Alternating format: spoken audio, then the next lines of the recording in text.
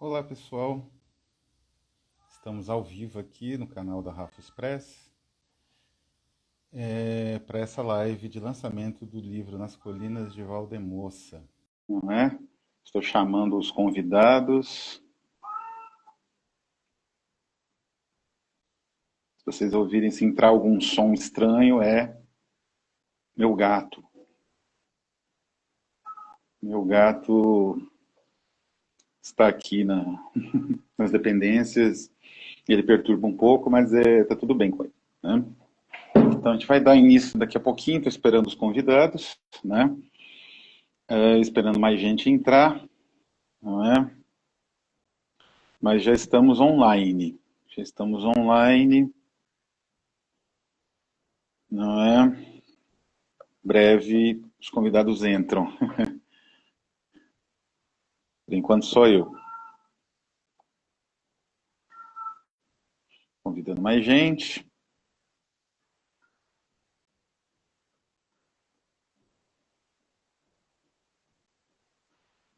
Não é?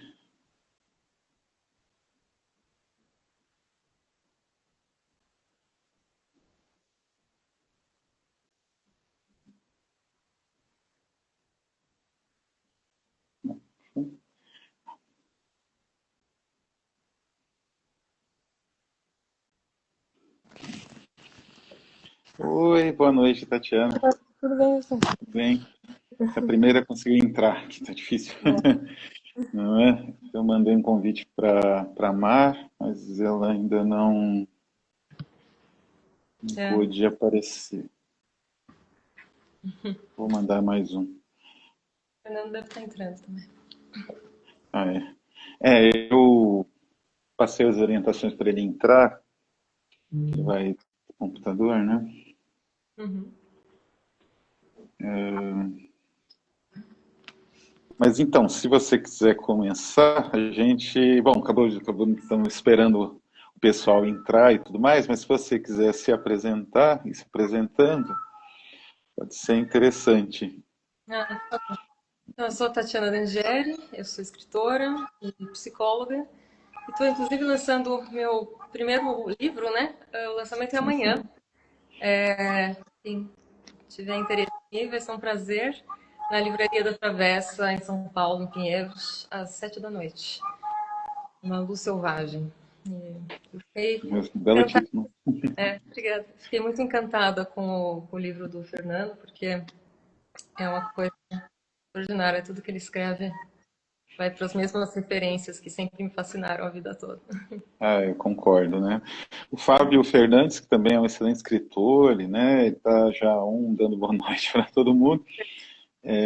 Eu vou ver se eu consigo convidar o Fernando. Ele entrou, mas eu não consigo convidar ele. Vou ver se consigo. O Fernando não aparece para mim. Deixa eu só. Sim, o Fernando, os poemas dele também, desde que eu comecei a, digamos assim, editar, né?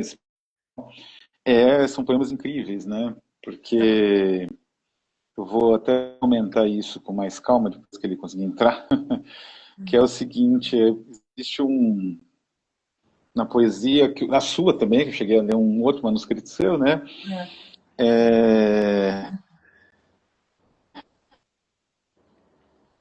existe nessa poesia do Fernando, na sua, da Mar também, pelo que eu vi, assim, pelo que cheguei a ver, uma preocupação mais experimental e subjetiva, que não é muito comum, né, da poesia contemporânea, mesmo da literatura contemporânea, né? A literatura hoje é muito mais, isso reflete na poesia, né? Evidentemente, ela é muito mais objetiva, né? Então, as pessoas são, é verdade. enfim, elas atendem a um determinado número de pontos, né? Como se fosse uma agenda, uma cartilha, algum tipo de percurso de formação, digamos assim. E isso não é muito nem poesia, nem prosa, nem literatura de modo geral, né? A literatura é um tipo de experimentação e a poesia é um tipo de experimentação subjetiva, né?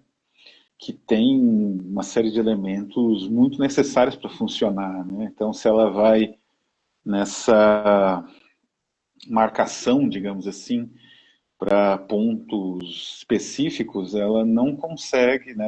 Não há como essa poesia prosperar, né? Então, estou tentando ainda fazer o Fernando entrar, mas está difícil, não é? Eu acho sempre que a poesia é interessante quando existe essa reaproximação com as referências que todo escritor tem, né? Então, Uhum. de elemento a tudo que a gente ama na poesia, né? Como se o livro que você está escrevendo, de certa forma, seria o livro que você gostaria de entrar numa livraria e ver o livro numa estante e comprar como leitor. Eu acho Sim. essa ideia interessante, porque você escreve aquilo que você gostaria de ler, né? E isso vai para as referências. Alô, Ah, Fernando, eu consegui entrar. eu consegui entrar pelo telefone, mas eu não estou ouvindo a voz de vocês. Não? Ah, não? Ah, acho que precisa de um headphone, alguma coisa. Vamos lá, eu estou ouvindo a voz de vocês. Boa noite. Boa noite. Cadê a Tudo bom, Fernando? Marbecker? Tá entrando ainda. Eu convidei ela, mas acho Você está que... ouvindo bem? Eu estou ouvindo bem, mas é muito difícil falar para mim por telefone celular, onde eu devo dizer a quem estiver ouvindo que eu já perdi 68% do meu raciocínio. O telefone celular me provoca mal-estar e angústia. Não, Já que com eu não certeza, posso, né? já que eu não posso utilizar do meu headphone, não posso utilizar do meu computador. Uhum. A Marbecker Uhum. acabou de mandar mensagem. Disse que está, acho que está tentando entrar. É, eu tô tentando fazer ela entrar, mas tá um pouco difícil. Não sei o que Mande ela acontece. entrar pelo computador e tem que apertar um pedido de solicitação no telefone Isso, é. celular. Acho que é mais fácil, né? Pelo telefone celular, porque a Mar Becker diz que estaria no computador, então ela também não deve estar conseguindo, como eu não Uhum. estava conseguindo. Sim, sim, é porque o... eu acho que agora ela vai entrar. Esse Instagram, ele é um negócio feito para usar com celular, eu acho, né? Ah, ela conseguiu. Quem conseguiu? Boa noite, a Marda. Oi, E boa noite. aí, Tudo bem? Boa noite. boa noite. Boa Bom, noite, Marceli, Eu tava no bem-vinda. computador também, mas eu não consegui ali receber convite e tal. Aí tive que vir uhum. pro celular também. Eu É, também estava no computador, porque eu detesto o telefone celular, e Nossa, eu também. eu informei o Alcebiades e informei a Tatiana que eu perdi 68% da minha capacidade de raciocínio.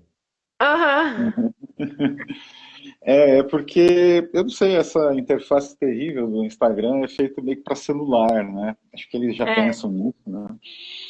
Mas E enfim, agora que curioso, está todo mundo aqui, eu não vejo aqui a grande Marceli nem o Alcebiades. Eu só vejo a Tatiana. É mesmo? não sei o tamanho da tela, algum bug, né? Não, a tela está cheia. Não, isso é algum bug, né? É para dividir em quatro e aparecer todo mundo. Exatamente. Eu vejo só Marbecker, me aparece assim, Marbecker, estou aqui. Só que eu não a vejo. Ah, Né? e Bom, mas agora? Bom, tudo então, bem.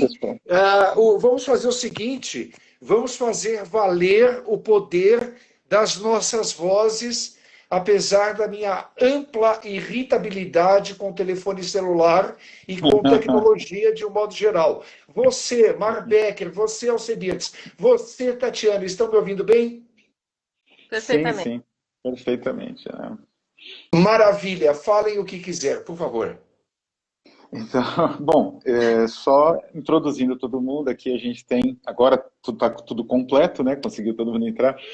A Tatiana D'Angeli, o Fernando Naporano e a Mar Becker, que são poetas, né? Enfim, e poetas que, como eu estava fazendo uma breve apresentação, quando só estava eu e a Tatiana ainda na sala aqui, né, na sala virtual, são poetas que têm uma perspectiva subjetiva muito rica, né, num momento assim que já estamos quase a bom, um quarto de século XXI, né, já estamos indo para um terço quase. Não existe, a questão subjetiva é muito pouco explorada, muito rara, né? Os autores de literatura em geral, da literatura brasileira em especial, eles têm uma séria tendência a seguir pontos, né? A seguir uma agenda, a seguir uma cartilha, né? E isso acaba prejudicando a experimentação, o aspecto visionário, o aspecto subjetivo, como eu disse, que é tudo que a gente encontra na poesia de vocês, né? Fernando, né, da Tatiana, da Mar, de todos vocês. E isso eu acho riquíssimo, né? Então, esse nosso pequeno encontro, breve encontro de mais ou menos uma hora, que é o que cabe também no celular, ele também por causa disso, para celebrar isso, né? Não só para a gente fazer aí uma espécie de lançamento virtual, né, nas colinas de Valdemoça, mas também para conversar a respeito desses aspectos, né, da produção de poesia de vocês. Eu aproveito dizer, já que você começou assim, que a vida não é um barato objetivo. Não é, não foi, jamais será um barato objetivo. A vida é inteiramente subjetiva. Eu não penso em branco e preto, porque a realidade é cinzenta. É. Perfeito.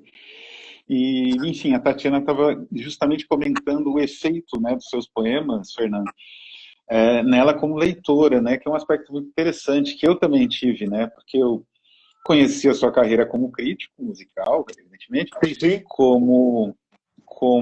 e crítico em geral, né, e como músico, mas os poemas, desde o Agonia dos Pássaros, que foi o primeiro que eu li, né, foram uma revelação, então, por conta justamente de ter um universo, né, ali contigo que você foi desenvolvendo nessas poesias, né.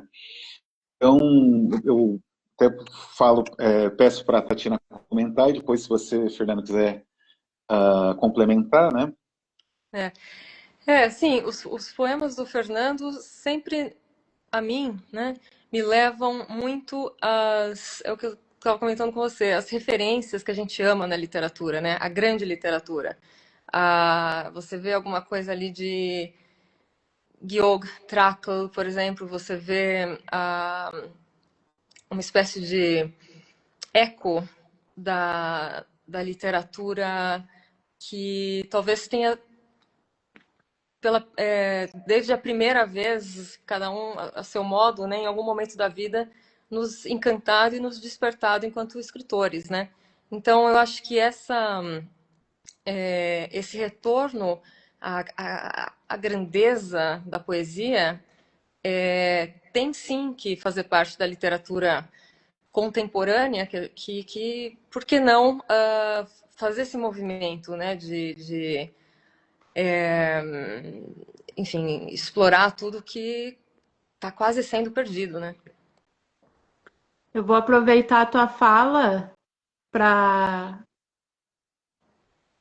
comentar algo que eu pensava antes de pegar esse livro e que reforçou quando eu me debrucei novamente sobre a poesia do Fernando, que eu já acompanho faz muito tempo, assim, há anos já, e me toma num esplendor lacerado, numa espécie de esplendor esfolado. Que bonito. Esse tipo de chegada tem para mim. Mas eu penso muito que há, talvez de forma indireta, de forma mais ou menos velada, uma certa interdição a se tocar no grandioso na literatura. Eu sinto isso, é como se devesse tratar de cotidianidades na poesia, sempre de coisas menores, mais prosaicas, mais cotidiano. Eu gosto do cotidiano, mas eu gosto de vergar o cotidiano para esse lugar, para esse lugar em que recai sobre ele uma sombra espessa, recai sobre ele um esplendor. Eu diria, e muito bonitas suas palavras e suas colocações. Perfeito. E o que eu sinto, assim, de forma, não sei, assim, talvez haja vertentes hoje na poesia que se faz hoje contemporânea no Brasil e talvez em outros lugares do mundo também, e numa delas a gente percebe a demanda por uma certa agenda, como tu colocava antes, né, Alcebiades? E essa agenda às vezes restringe a experimentação. Exatamente, eu jamais tive ou terei agenda. Jamais tive e jamais terei agenda. E da mesma forma, eu sinto que há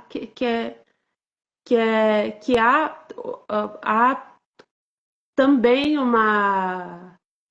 um torcer o nariz assim para a poesia que se alça a grandes voos. E eu penso assim, mas por que você vai escrever então, se não for para tentar alguma coisa além da vida, para tentar algum rasgo, né? Para além do real, que já é tão esmagador, que já é tão difícil. Então, eu acho que a poesia, como reapropriação da mágica, do alquímico, nesse alto sentido do alquímico, é algo de fabuloso. Eu acho lindíssimo, assim. E acho que não há diferença aqui entre fazer poesia, fazer liturgia, fazer poesia e fazer mística, fazer poesia e fazer erótica. Eu acho que são... Exatamente. E eu aproveito colocar que tanto a veia poética da Mar Becker como a veia poética da Tatiana são duas veias que fazem a reaproximação do místico, a reaproximação, incorporação da magia, a incorporação de um universo que é muito maior que o esmagado universo do real. Vocês duas têm muito a ver também com esse princípio, que é mais ou menos uma linha por onde andam as minhas palavras. Muitas vezes, minhas palavras interditas. Sim.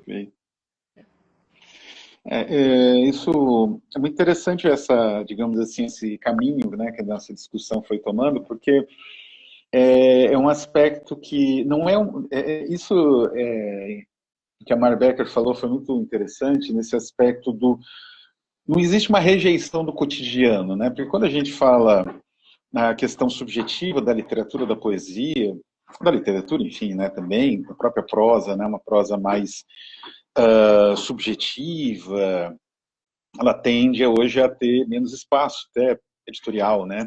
Uma prosa mais objetiva, com aqueles pontos marcados de narrativa fácil de adaptar a roteiro cinematográfico, né? Exatamente. Mas quando a gente fala nisso, né, existe muitas vezes uma postura de oposição, né? É como se quando você propusesse isso que a Mar Becker falou, essa retomada mística do universo, digamos assim, essa experimentação do universo, que é o que a poesia possibilita, né? A literatura em geral, mas a arte em geral, mas a poesia em especial, eu acho.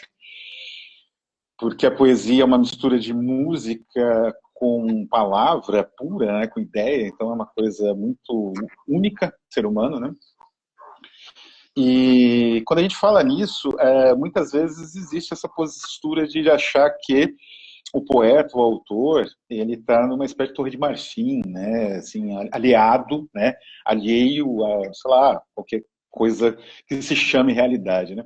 Quando não, na verdade, no próprio né, nas colinas de Valdemoça, a gente tem uma muito profundo, né, uma abordagem muito profunda de uma questão que é universal, né, existiu no passado, na Idade Média, existe até hoje, que é essa questão do amor louco, né, da entrega, que o amor exige, às vezes, e que é insatisfatória ou é injusta, de certa forma, né? Então, isso é muito bonito, isso é muito cotidiano, né? Então, eu E acho tem um outro que... aspecto formal que eu sinto que me captura bastante nesse trabalho do Fernando, que é a estruturação do livro mesmo, do livro em si. De algum modo, tu começa com poemas de verso mais curto, versificação mais curta, e aí ele vai entrando ao longo, acho que a seção final, apêndice, se chama apêndice, se eu não me engano, eu estou com ele aqui, depois eu Isso, vejo. alguma coisa assim, ao final, é um epílogo. E aí tu vai enveredando para uma linguagem que tem um traço, uma cicatriz de diário, de carta trocada, de carta mandada e não Que respondida. bonito isso, uma cicatriz de diário, e eu diria, Marceli, que é uma cicatriz de diário histriônica, recriada num mundo imaginário a partir de uma realidade vivida. Tudo lá é uma ficção histriônica, acelerada, vultuosa e dinamitadora. Exatamente isso, é um diário dinamitador. Sim, e é muito interessante porque esse caminho que o próprio livro faz vai se tornando uma espécie de afunilamento, ele vai tomando. De repente tu tinha margens no poema, e lá pelas tantas tu tem a página toda ocupada, e tu tá imerso, tu tá engolido por aquela prosa poema. E isso Eu do diria que onde finalmente eu estou na ocupação do inferno. exatamente. E eu acho isso aí quando tu fala da cotidianidade, então tu tá no final do livro, tu tá sentado para a para, assim, tu tá muito próximo daquele que escreve. Tu tá muito próximo dessa autoficção, vá lá saber se há ficção, se há ficção pura. Eu acho que em algum sentido toda ficção também é autoficção. Então, Perfeito. isso eu acho que porque provoca esse recurso formal do afunilamento de poemas de forma mais típica para essa prosa poética, essa prosa poema que engole o leitor, que engole nossos olhos, também também ganha força ao longo do livro. Assim, as imagens se tornam caudalosas, o verso toma fôlego longo, então é um grande naufrágio ali nesse caminho. E é uma baita experiência, um baita livro. Eu tô amando. Muito Ainda não obrigado. terminei, viu?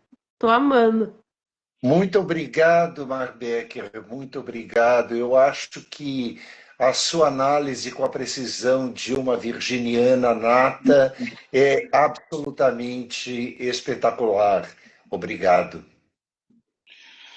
Bom, mas vamos prosseguindo então. Eu acho que nosso debate está girando em torno dessas ideias, né, que o livro traz como um fio condutor, né?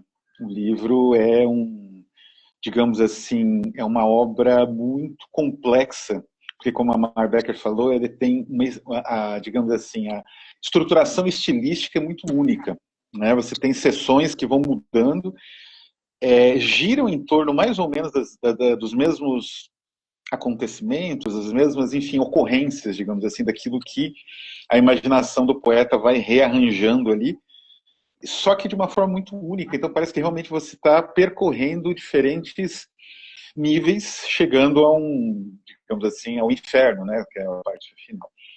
Eu queria perguntar para a Tatiana, também no caso dela, que trabalha bastante, né, nos seus poemas, assim, com essas imagens expressionistas, né, o que você, digamos assim, como que essas imagens que o Fernando constrói, como elas ressoam, né, até na sua própria, digamos assim, percepção poética, né? Pois é, eu acho que a imagem é tudo na literatura. Eu dou um valor enorme à imagem em relação a como uma camada sobre a palavra e vice-versa. Eu acho que está tudo uma coisa muito dentro da outra. E os símbolos acabam sempre sendo uma espécie de rua desconhecida para algo que a gente está sempre se aproximando. E eu acho que a literatura do Fernando, talvez do mesmo modo que o meu, é essa de um certo susto diante do encantamento, sabe? Porque uma coisa que eu percebi muito lendo o livro do Fernando é o seguinte, que nos poemas, isso para mim foi a primeira coisa que eu pensei quando eu comecei a ler. Amor e morte muitas vezes tem o mesmo abstrato encantamento, tá tudo muito junto ali. De repente, amor e morte, a luz dos dois mundos, uma união invencível, né? Correto. De repente, amor e morte sempre nos revelam suas promessas inescapáveis. O amor jura eternidade, a morte jura eternidade, né? E o conteúdo, Perfeito. e o conteúdo os poemas vão em torno dessa questão do amor perdido, da eternidade rompida, do vazio diante dessa queda, né? Do eterno, né? Então, de certa forma, amor e morte ali a promessa é a mesma. Ambas talvez belas e terríveis, igualmente belas e terríveis, né? E aí vem a questão, por exemplo, do delírio fundamental em todas as coisas. Acho que o artista, enfim, o poeta, ele precisa disso para viver. Não só na escrita, Totalmente. o tempo todo, Totalmente. digo. No amor, enfim, no sexo, na memória, nos momentos de felicidade, na tristeza, em tudo. Esse delírio é maior que a própria alma, né? Às vezes. E é muito bonito Esse isso. delírio é maior que a própria alma, eu, como autor, afirmo. Então, eu acho assim que a eternidade, né, talvez se apoie num dos delírios mais necessários, como uma necessidade vital, que é essa união com a distância também, de certa forma, né? O que seria eternidade, senão aquilo que pertence somente à distância, né? Então, Fernando, eu queria fazer uma pergunta. Para você, aliás, em relação ao delírio, eu vou só completar. Eu me refiro, claro, a esse delírio que a gente conhece, né? Que como aquilo que é belo demais para poder pertencer a alguém ou a algo e ainda assim pertence, né? Correto? Então a pergunta é assim: você acha que a quebra do amor eterno é a quebra com a urgência fundamental do delírio?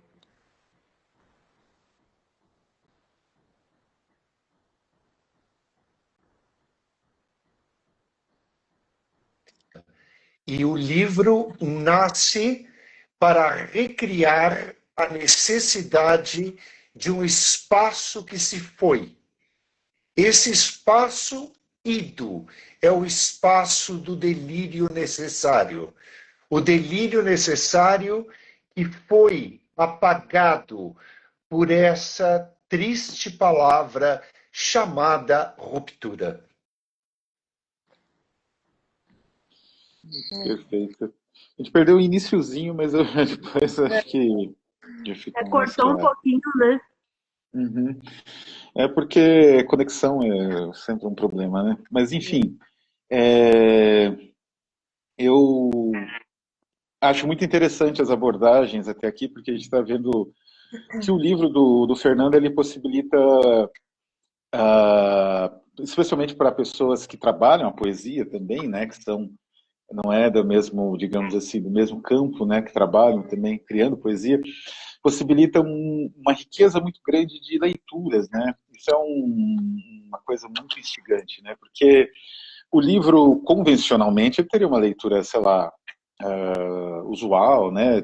Não, ele tem uma série de experimentos formais, né? Essa coisa da variação do verso da prosa, do verso gráfico para o verso mais sonoro, né? Mas quando o poeta observa, que é o caso de vocês duas, é interessante porque se torna uma matéria-prima, né? Vocês conseguem observar outros elementos que têm a ver também com o que vocês estruturam e compõem, né? Exato. Então acho que isso é interessante e, enfim, se vocês quiserem colocar mais alguma coisa... Eu diria, não, é muito fácil colocar um complemento a essas belas colocações da sua parte, Alcebiades. As suas colocações são muito precisas. Eu diria que a chave de uma grande poesia, e quando eu estou falando de uma grande poesia, aqui eu estou me referindo à poesia de você, Alcebiades, como autor, a poesia da Mar Becker como autora, a poesia da Tatiana como autora. Eu estou falando aqui com 3 personalidades, com 3 celebridades literárias que fazem da polissemia a chave da poesia. A poesia da Mar Becker é polissêmica, a poesia da Tatiana é polissêmica, a sua poesia, Alcebiades, é polissêmica. Então eu acho que a polissemia, as várias formas de interpretação, é o que dá riqueza a essas já nomeadas veias poéticas. Isso, perfeito, né? Alguém quer Eu queria fazer uma pergunta. Eu já, na verdade, em outras conversas com o Fernando, eu já comentava, a gente já tinha, né, Fernando, comentado sobre essa questão do processo de escrita e tal, como que acontece. E quando eu leio o livro, o Valdemossa, quando eu leio, eu tenho a impressão de estar diante de um livro que foi muito trabalhado, estruturado, e eu sempre fiquei abismada com o retorno do Fernando com relação ao processo dele, que ele não volta aos poemas para reescrever os poemas, que vem em jorro numa espécie de, não sei, de cadência em contínuo, e aí tu tem ao mesmo tempo uma abundância de imagens, e volta a questão do delírio que a Tati colocava há pouquinho. A impressão que se tem é que ele está delirando enquanto escreve, delirando fulgurosamente, delirando e brilhando. Eu nunca consegui compreender muito bem como que esse tipo de processo, que para mim bebe do caos, desse caos mesmo, do caos, consegue exatamente. Se estruturar de forma tão organizada dentro de um livro, assim. Então, gostaria que falasse um pouco sobre como que isso acontece, como que é o processo de edição, como que é o processo de separação das sessões, enfim. Que bela pergunta. Tudo de acordo, tudo muito preciso, tudo muito correto que você falou. É tudo nascido do grande caos, é tudo nascido a galope, e eu juro pela minha filha Melanie Havens que nada é revisado, que nada é mudado posteriormente.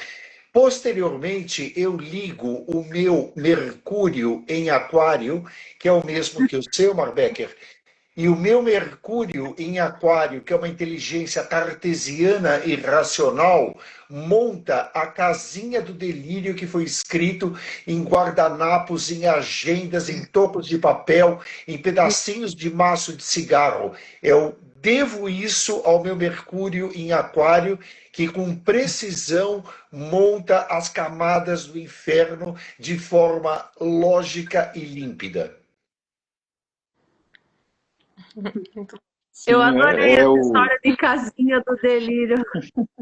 Essa eu não usava também. Respondi direitinho, respondi precisamente ao que o seu Mercúrio em Aquário me perguntou, o outro Mercúrio Aquário te respondeu. Que assim seja, minha querida. Assim seja. Amém. É interessante porque para mim, como editor, o trabalho com o livro do Fernando é sempre um trabalho muito, como eu vou dizer assim, é bastante complexo, porque vocês vejam o próprio Valdemoça, ele tem uma série de divisões. Essas divisões, historialmente, digamos, né, elas têm que ser pensadas em como que elas vão funcionar melhor, né? Quais cores, quais fontes. Então, esses detalhes... E a diagramação dos poemas em si, porque há espaço de respiração, espaço para pensamento, espaço para cultivar a dor, espaço para o tormento dentro de cada um dos poemas. Dentro da tessitura do poema, há sempre um espaçamento e uma pontuação interna, muito interna, que exige do editor, de quem está trabalhando nisso, um trabalho dobrado. Parabéns, Alcebiades, você sabe fazer isso direitinho. Então, aí é uma experiência muito saborosa, como eu disse, porque depois existem as imagens, aí, né, a montagem final. O Valdemosso deu um certo trabalho por conta de uma série de, digamos assim, a necessidade de uma excelência no produto final, né? Então a gente, tanto o Fernando quanto eu, a gente correu atrás disso. Isso dá trabalho, porque no Brasil a gente tem uma escolha limitada de papéis, escolha limitada de possibilidades de impressão, né? Mas a gente fez o possível e conseguiu. Então, nesse aspecto, é um prazer imenso e trabalhar com os textos do Fernando. O prazer e o privilégio é todo meu. Muito obrigado, Alcebiades. Enfim, aí, voltando, digamos assim, à questão da experiência como leitor, né, das nossas duas poetas, e também como editor, eu gostaria de perguntar, já que a gente está falando um pouco disso, o que vocês encontraram, digamos assim, no Valdemoça, né? Quer dizer, qual foi como que vocês começaram a descobrir esse livro, né? Porque ele é um livro que tem descobertas, né? Conforme você vai lendo, evidentemente tem uma narrativa, existe uma estrutura alucinatória ali, e essa estrutura tem momentos, digamos assim, climáticos, né? Então eu queria até ver como que vocês interagiram com esses momentos. Eu acho, para mim foi bem interessante, porque eu percebo que tem essa distinção que a Marbecker falou no início a respeito de como o tom, né, e a linguagem mudam ao longo do livro, indo em direção ao final, né? Eu percebo que assim, do capítulo 2 em diante, existe uma tentativa de certa forma, enterrar o rosto jamais visto novamente. Manter a memória ali sobre uma terra sagrada, né? Na página, eu estou na página 119, abre aspas, seu nome talhado em todas as lápides, fecha aspas. Então, essa transformação da figura da mulher adorada, antes sob forma de um sonho antes sob forma de um sonho distante das ruínas do sonho, de certa forma. Bonito. Uhum. E então, depois, acontece um movimento né, sob a transfiguração das tristes estátuas de anjos que jamais adormecem ali ao lado das lápides, né, onde novamente o seu nome fora talhado, né? Eu achei muito bonito isso. E na página 131, abre aspas, estou assim, tipo morto, sem ter morrido, fecha aspas. Então, de certa forma, talvez seja preciso, né, usar os símbolos desse sepultamento ficcional para que se evite a verdadeira morte até, né? Claro, porque muito obrigado, muito boa a colocação, muito precisa, né? E se não fosse isso que você falou, eu não estaria aqui fazendo uma live com vocês.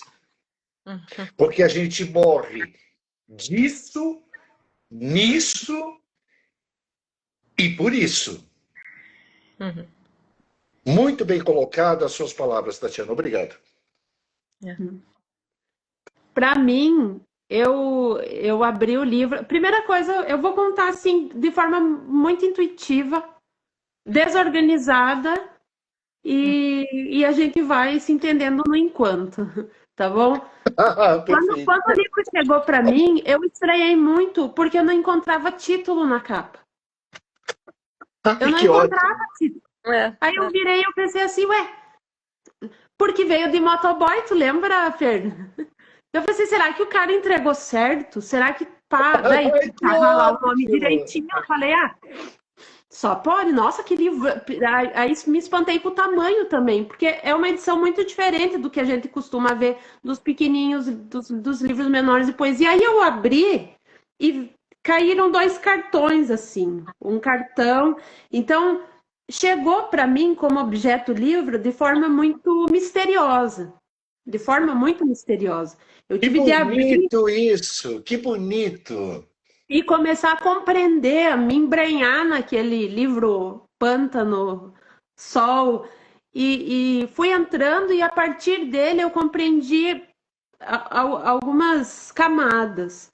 A primeira é que me parece que há um coração dolorido de infância ali dentro, há uma criança ali dentro, nunca é mencionada, ela nunca é mencionada. Que maravilha, Mas há uma perfeitíssima criança. colocação. Opa, perfeito.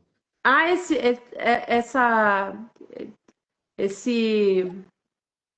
esse sol negrento de infância ali dentro, pulsando em todos os poemas, e que vem, curiosamente, com alguns diminutivos, com a delicadeza dos diminutivos que o Fernando usa. Muito frequentemente é a sininho, são os olhinhos, aqui e ali surgem etiquetas assim dessa infância perdida, que foram sendo deixadas como aquilo que talvez assim ressoa naquilo que eu escrevo na imagem dos sapatinhos das Barbies, dos pezinhos Perfeito, comidos, colocações sabe? perfeitas, Dessa colocações corrosão dos perfeitas. brinquedos, dessa corrosão da eternidade que a Tati falava agora, desse lugar da eternidade, que é a infância que se distancia, que vai se distanciando à medida que a gente envelhece cada vez mais. Então, chegou primeiramente com isso. E outra coisa que eu gosto muito na poesia dele, eu nunca comentei isso assim, mas eu amo que tem alguma coisa de muito doméstica ali dentro. Mas totalmente doméstica. Minha poesia é a crítica doméstica dos paralelepípedos. Então, assim, e aí surge, não tem, por exemplo, só para comentar, não tem nenhuma menção, acho que eu não lembro, assim, de crochê, mas eu chego a imaginar, eu chego a ver algum tapete de crochê em algum lugar, alguma barra de... Eu acho que deve ter coisas que eu falo de tapeçaria, que eu falo de bordados. Tem Totalmente. tecidos, Sim. Então, assim, tu entra assim num mundo que te abraça com esse sentido que também tá lá na maternagem, na infância, que também vem com esse cheiro de casa. Na maternagem, na infância, no cheiro de casa. Correto. E aí tudo isso, de repente, ao longo do livro, vai derruindo. Tem uma canção que derrui que vai esfacelando esse lugar, vai esfacelando esse coração. E o que eu amo demais na escrita dele é que vai sempre com o coração na mão. Sempre. Inegociavelmente. Como uma criança louca. Quem escreve hoje em dia, muitas vezes, quem escreve não faz isso. Não faz isso. Há um medo, há uma restrição, há algo nesse sentido. E o Fernando não, ele não negocia o coração na mão. Está sempre ali. Eu não posso adiar o coração, eu não posso adiar o coração, eu não posso adiar o coração. Eu ando com o coração na mão, exatamente como você falou. E eu sou uma pessoa que desconhece por completo o sentimento do medo e da vergonha. Eu não tenho vergonha de expor-me a nu. Eu não tenho medo de qualquer consequência. Isso mesmo. Mas é interessante, eu só vou falando rapidinho, assim, pequena nota de rodapé editorial da experiência que a Mar Becker falou inicialmente da recepção do livro, digamos assim, da parte externa. É exatamente esse o efeito que a gente busca na Rafus Press. É um pouco isso, tá, também que o Fernando procurou, né? Que é essa ideia de você abrir um livro como, sei lá, o Walter Benjamin abria um livro do Kafka, né? Você abrir um livro, ou o Breton abrir um livro do Sade, né? Abrir um livro sem ter aquela coisa formatada, que é recente editorialmente, né? ESPN, às vezes são dos anos 70 para cá, que é, sabe, essas blurbs, autocongratulatórios, né? Que não tem muito sentido, não é algo criativo. Então a gente evita e faz o livro realmente parecer um objeto misterioso, essa é a ideia. Então, Não, e eu peguei, mesmo. por exemplo, assim, foi muito curioso, porque teve um envoltório de mistério na experiência, que o motoboy chegou e aí eu falei assim, deixa ali no murinho, que eu vou ir pegar depois. Então eu nem vi, assim, de onde que o livro veio, por que mãos o livro veio. De repente, é o vento que deixou ali, eu não sei, sabe, eu não tenho como confirmar. Então ficou essa chegança veio imersa, assim, nessa deliração, acho que conjunta. E o Fernando me perguntando, chegou, tal, vou ali ver, tal, já chegou. Aí eu abri, não entendi. E os gatos junto, pelo de gato, pelo de cachorro, eu tenho gato, tenho cachorro, todo mundo, a ferocidade em volta, imantando tudo. Então, chegou com esse amor, com esse fogo junto. Foi muito bonito, Chegou assim. vivo. É um livro que chega assim pra gente. E à medida que a gente lê, acho que isso se desdobra. Que ótimo, é isso mesmo. É essa experiência que a gente busca realmente como editor, é isso. Mas voltando então ao livro em si, né? A gente, bom, infelizmente tem já uns minutinhos, mas daqui ainda dá para falar bastante. Voltando, né, a uma coisa que eu tinha colocado bem no início, né? O meu primeiro contato com o Fernando poeta foi com a Agonia dos Pássaros, né? Inclusive, nós tivemos uma experiência no Sesc em Santos, né, nessa época. Verdade, no Sesc de Santos, sim. Eu não me lembro nem quando. 2014. 2014. 2014. Mas vocês se conhecem faz tempo, então. Sim, então, eu cheguei a editar um outro livro do Fernando, que é o Scarlet Sin, que é uma edição em inglês. Em duas edições Elas estão completamente praticamente esgotadas. diferentes em termos de apresentação. Uma edição é branquinha, com ilustrações da Carmen Hierro, que é uma artista espanhola, e a outra edição, bem diferente, com desenhos da artista franco-polonesa Ana Parisca. Exatamente. Os dois estão quase esgotados. Eu estou fazendo um levantamento da segunda edição, com os desenhos da Ana Parisca, para colocar, né, junto com, inclusive em alguns pacotes, né, junto com o Nas Colinas, né, mas eles estão, a primeira edição não existe mais, quem comprou, né, porque foi uma edição que vendeu muito, vendeu no exterior bastante, né, e então eu conheço o Fernando já faz algum tempo, e como eu disse, eu tive uma primeira experiência poética com a Agonia dos Pássaros, né, aí me bateu uma curiosidade, vocês também conhecem há algum tempinho, ou até recente, mas enfim, isso não importa tanto. Eu queria saber com vocês qual foi a primeira experiência poética que vocês tiveram do trabalho do Fernando, né? Tanto você, Tatiana, quanto você, Mar. Se foi algum livro, se foi conversando com ele, ou se vocês encontraram um livro antes até de conhecer. Ele tem várias obras publicadas, tanto no Brasil quanto no exterior, né? Então surgiu essa dúvida, né? O meu foi o Agonia dos Pássaros, que saiu por uma editora chamada Selo Negro, nem sei se existe mais. Demônio Negro. Demônio Negro, Selo Demônio Negro, isso. Então não sei se existe ainda, né? O livro acho que está esgotado também. Não existe mais, né? O livro também está esgotado, infelizmente, é um belo livro, né?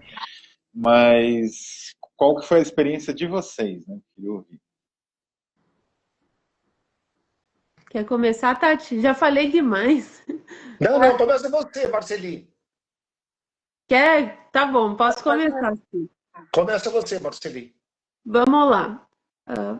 Eu conheci o Fernando, acho que não tem muito tempo, né, Fer?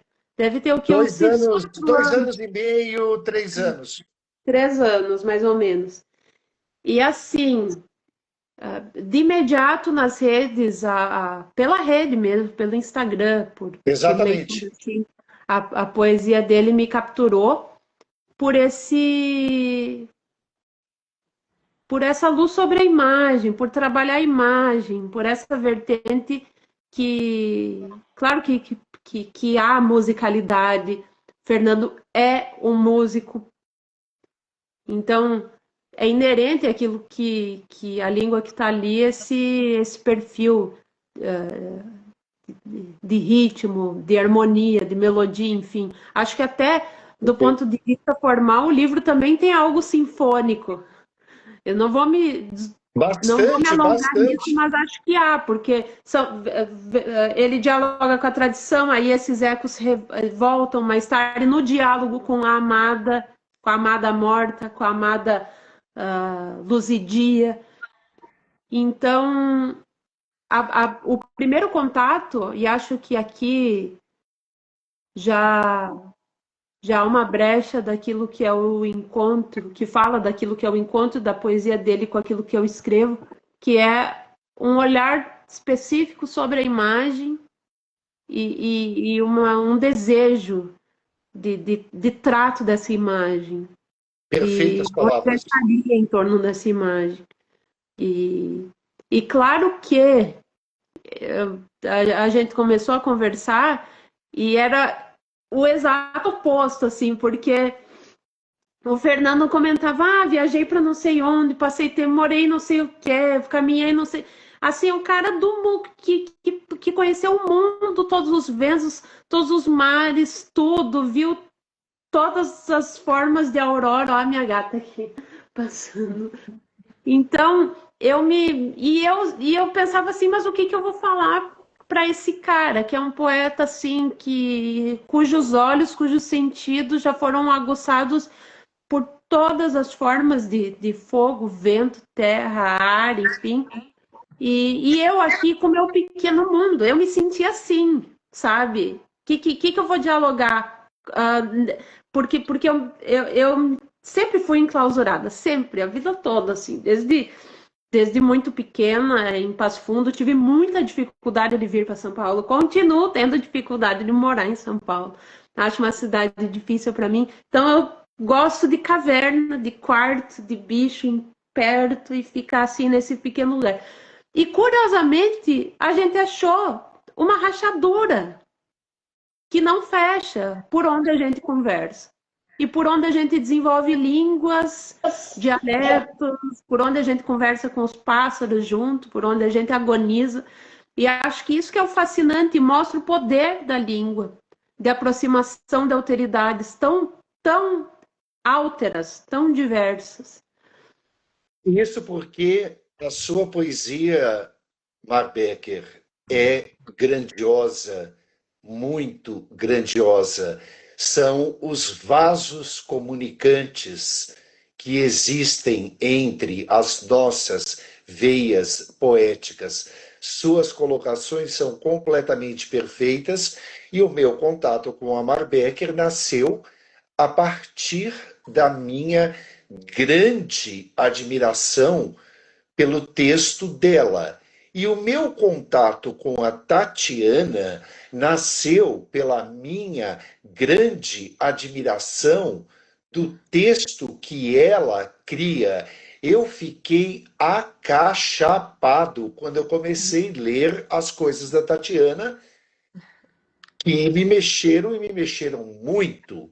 Então, para mim, estar fazendo um bate-papo com vocês duas, eu me sinto muito honrado e digo muito obrigado. Fico muito honrada também. Eu e o Fernando temos uma amizade maravilhosa há um ano e meio, né, que a gente se conhece. E, e fiquei também daquele jeito, né, incendiada quando li os textos dele. E a gente começou logo a se entender muito bem, assim, na literatura, na vida e tudo. E houve uma, uma ressonância. Simbiose. Hã? Uma simbiose. É, uma conexão em muitos níveis, né? Isso é tão importante, né? Quando a gente fala sobre, enfim, a gente tem conversas maravilhosas sobre, enfim, poemas que estávamos escrevendo e tudo. E aí, de repente, aí eu escrevi o texto, né? A epígrafe do livro dele, que saiu agora também pela Rafus Press, E vai maravilhoso. sair, que não saiu ainda, que é um Desculpa, livro em inglês chamado Silver, Silver Beast Full of Full Grace. of Grace, que vai sair pela Rafus Press dentro de uns 30, 40 dias. E a Tatiana É, está presente nesse livro. pois é, e eu fico super honrada, porque o Fernando é um dos maiores. A honra é toda minha e é tão grande o meu prazer de falar com vocês três. É. Bom, sim, realmente essas experiências, né, são muito interessantes porque isso volta um pouco ao que a gente estava comentando no início, né, como são sensibilidades, eu acho que a gente está aqui conversando agora, fazendo essa pequena reunião, né, breve reunião também, mas são sensibilidades mais ou menos que se comunicam, né, de diferentes formas, né, cada uma se manifesta de uma maneira diferente, evidentemente. Tens aqui de uma forma mais poética, a minha também mas não é tanto, mas tem outras, enfim, expressões, e, e isso digamos assim, é muito precioso, né? Mas uma questão que é importante, talvez também, voltando também à introdução que eu comentava da objetividade, né? É que, e voltando também à experiência que vocês falaram que tiveram com o texto, né? Essa questão tanto da imagem quanto da música, né? E eu acho que isso é importante destacar na poesia do Fernando, que é uma preocupação dupla, digamos assim, numa via dupla, né? E existe uma preocupação com a musicalidade, mas assim, é uma musicalidade tão, digamos assim, complexa, tão sofisticada e tão muito muito bem construída, né? Quase como a Marta estava falando, é um processo sinfônico, né? E isso é um Exatamente, enriquecimento um da leitura muito processo grande. sinfônico. E se Valdemossa fosse uma música, seria uma composição do Bela Bartók. Ah, aham. Ah, Seria maravilha. aqueles quartetos do Bela Bartók, que é. Isso, meu amor, isso, perfeito. Bem colocado, os quartetos. Isso eu acho uma coisa assim sensacional da construção e que o Fernando ele transmite, digamos, para as criações dele em outros idiomas também, né? No inglês também assim tem esse aspecto com a musicalidade específica do idioma, né? E isso eu acho muito interessante, né?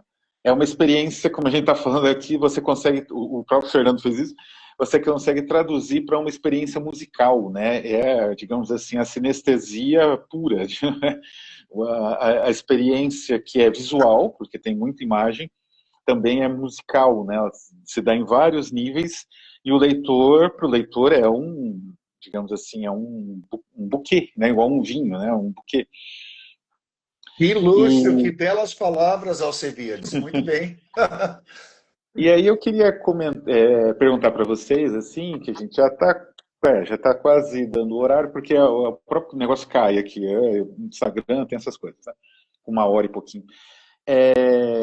Eu queria perguntar para vocês, assim, o que vocês, digamos assim, como que vocês sintetizariam, né, essa experiência com nas Colinas do Valdemoça, se fosse possível. O Fernando deu a síntese dele musical, uma síntese musical possível, né? E mais ou menos assim, como que vocês, digamos assim, encaixariam essa experiência na própria literatura recente, né? Que eu sei, evidentemente, que vocês consomem, né? Livros de outros autores, enfim, outras produções, porque, como eu disse, eu e o Fernando, a gente vai trabalhando nesses livros e é um universo à parte que a gente vai montando, né? Ele, evidentemente, montou inicialmente, eu só vou colocando de uma forma na embalagem, né?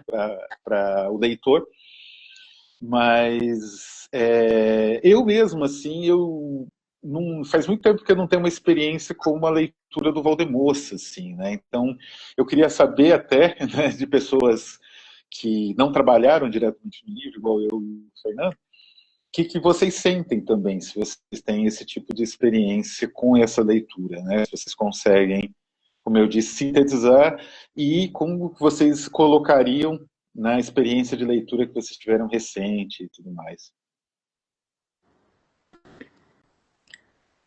Vai lá, Thay. Ah, olha, eu acho que é uma leitura tão única. Eu acho que, de certa forma, o livro ele me levou a lugares muito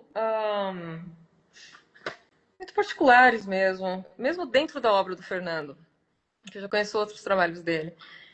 E uma coisa que eu acho muito interessante é quando um livro nos traz perguntas, né? Eu lembro que hoje mesmo eu estava novamente, né, peguei o livro na mão e, e eu acho que uma coisa tão interessante que foi assim, porque para mim essa questão da perda tão presente ali no livro, ela se torna uma espécie de presença muito iluminada, né?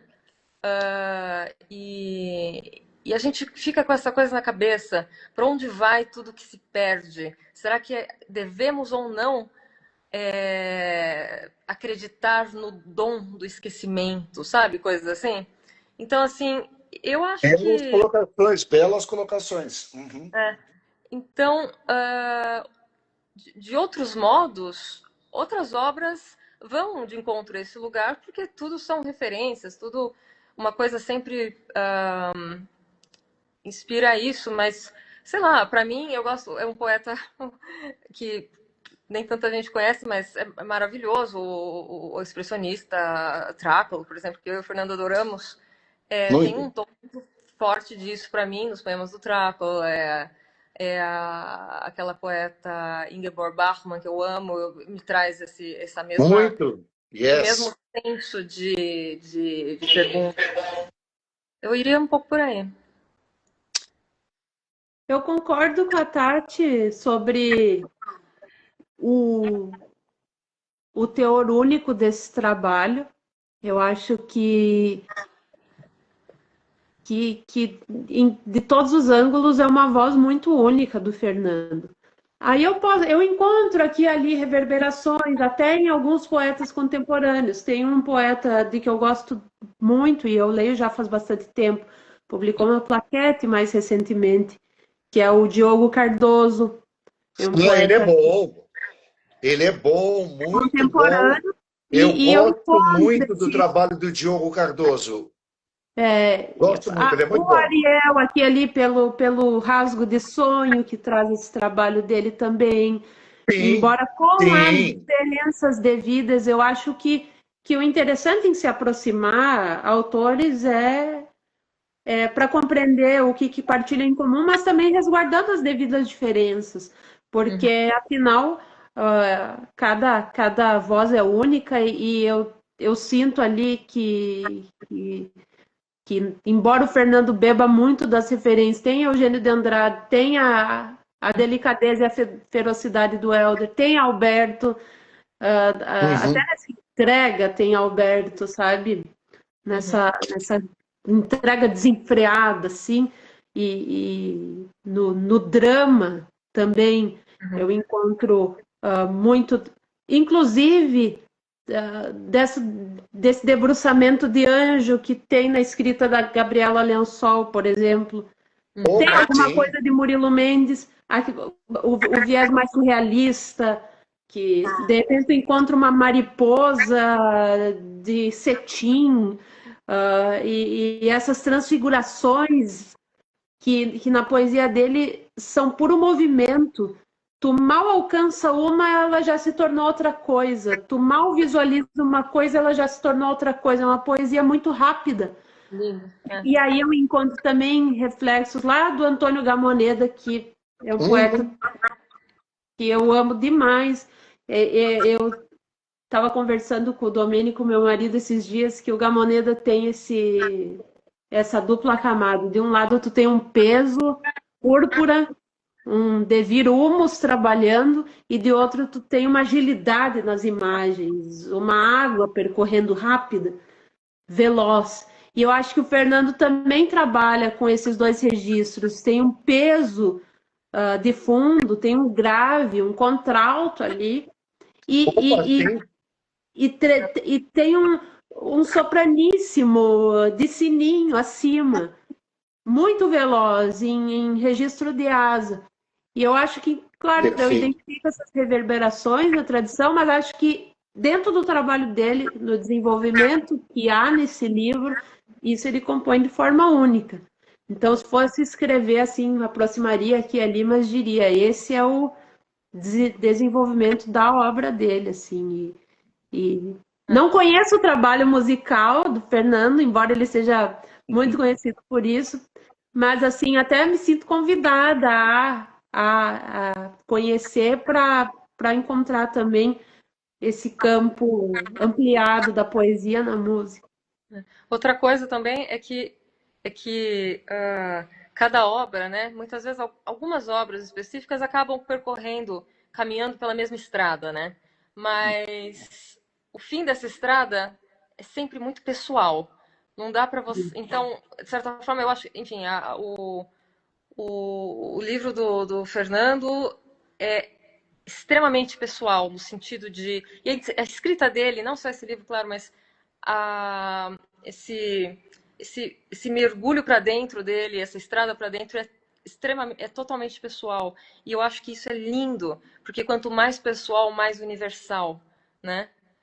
Então, isso eu admiro E eu muito. tenho uma observação, perfeito, Tatiana, perfeito, perfeito, o fim da estrada que você descreve está perfeito. E a Mar Becker falou umas coisas muito significativas e todas elas, devo eu dizer, absolutamente corretas. E quero fazer uma observação complementar. Eu fui muito amigo do falecido grande poeta Alberto. A Marcelia Marbecker sabe sobre isso. E eu era um grande incentivador da poesia do Alberto, e o Alberto era um grande incentivador da minha poesia. Nós mostrávamos os caderninhos e os garranchos de cada um num bar de Lisboa chamado Frágil, que ficava na Travessa da Queimada. Eu me encontrava com Alberto nesse lugar para mostrar os meus fragmentos e ele mostrar os dele. E tinha muito em comum da minha poesia com a poesia dele, quando tanto eu como ele éramos muito jovens.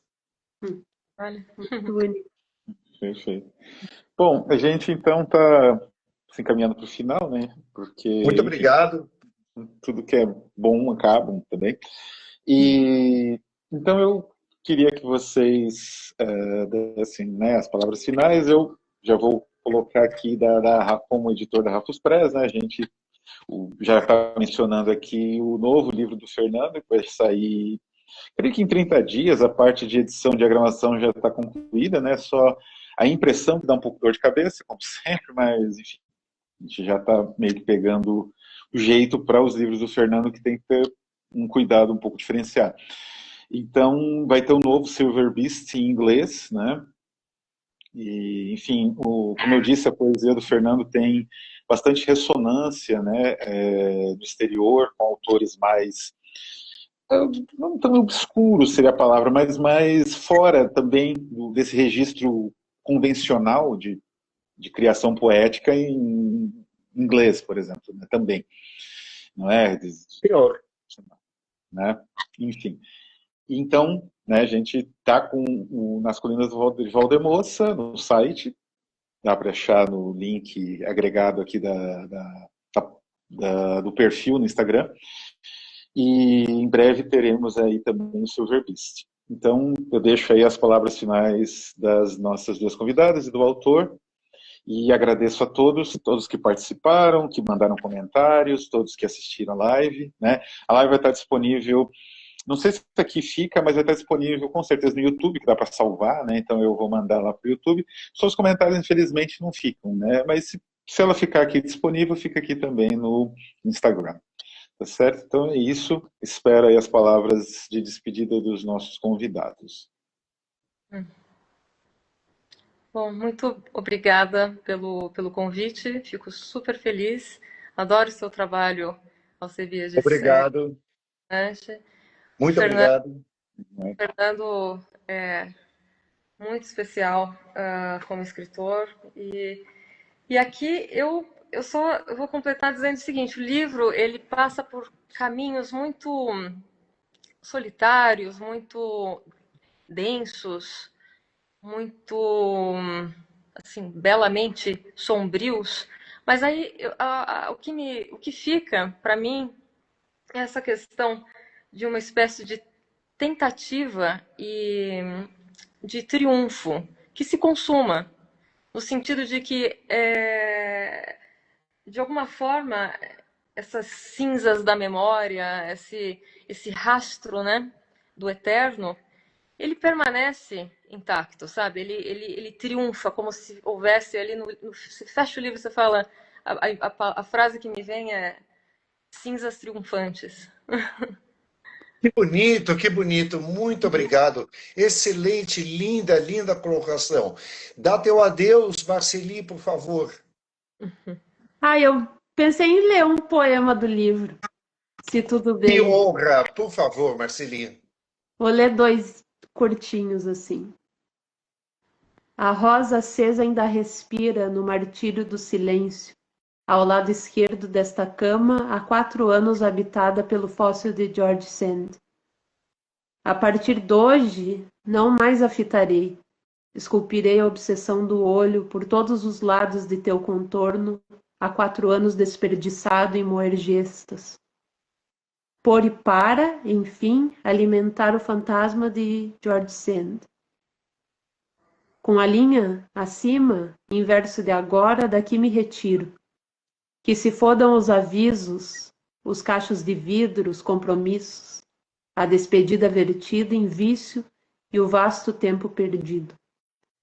Os gritos do vento com pétala de ar pequeno.